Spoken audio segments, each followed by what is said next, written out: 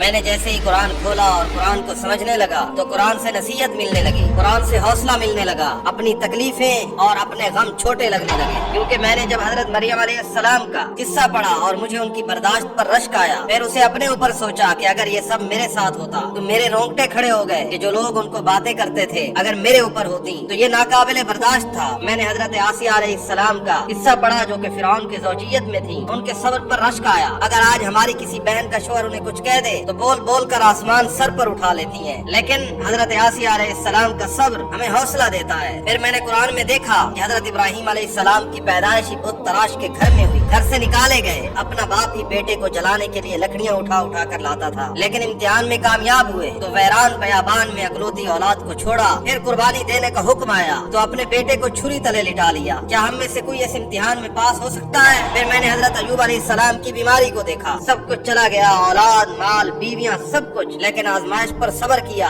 آج ہے کسی میں کوئی اتنا صبر؟ پھر میں نے حضرت یوسف علیہ السلام کو دیکھا کہ بچپن میں ان کے والد سے بھائیوں نے دور کر کے کنویں میں پھینکا، پھر غلام کے طور پر قیمت لگائی گئی، قید کاٹی، لیکن صبر کیا، اور اس کال کوٹڑی کے اندر بھی اپنے رب سے راضی رہے۔ کیا ہمارے اندر اتنی جرت ہے؟ کیا یہ ہم سب کچھ کر سکتے ہیں؟ پھر میں نے رسول اللہ صلی اللہ علیہ وسلم حضرت محمد الرسول اللہ کو دیکھا جنہوں نے یتیمی میں آنکھ کھولی، پھر ماں بھی چھوڑ گئی، اور آزمائشوں سے زندگی بھری ہوئی تھی، اور آزمائشوں کے بیچ میں نبوت کے مقام تک پہنچے، جنگ پہ جنگ لڑی اور دشمنوں سے مسلسل آزمائش کی زندگی کو برداشت کیا۔ کیا آج ہم یہ سب کچھ برداشت کر سکتے ہیں؟ تو آپ کو کیا لگتا ہے کہ قرآن نے جو سب کچھ بیان کیا ہے یہ محض قصہ کہانیاں سنانے کے لیے کیا گیا؟ ہرگز نہیں۔ قرآن نے یہ مثالیں سنا کے، یہ سب کچھ سمجھا کے ہمیں بتایا ہے زندگی گرم صحرا کی تپتی دھوپ کی مانند ہے۔ ہمیں گرم ریت پر لیٹ کر سینے پر بھاری بھرکم پتھر اٹھا کر ہمیشہ یہ کہنا پڑے گا کہ میں اللہ پر یقین رکھتا ہوں، میں اللہ کی ہر رضا سے راضی ہوں، اور یاد رکھو کہ اللہ کی جنت اتنی سستی نہیں ہے کہ ایسے مل جائے۔ ہمیں ان انبیاء کی سنت پر چلنا ہوگا، صبر کے ساتھ آزمائشوں پر پورا اترنا ہوگا، کیونکہ اللہ کے قرآن نے کہا کہ وَلَنَبْلُوَنَّكُمْ بِشَيْءٍ مِّنَ الْخَوْفِ وَالْجُوعِ وَنَقْصٍ مِّنَ الْأَمْوَالِ وَالْأَنفُسِ وَالثَّمَرَاتِ وَبَشِّرِ الصَّابِرِينَ۔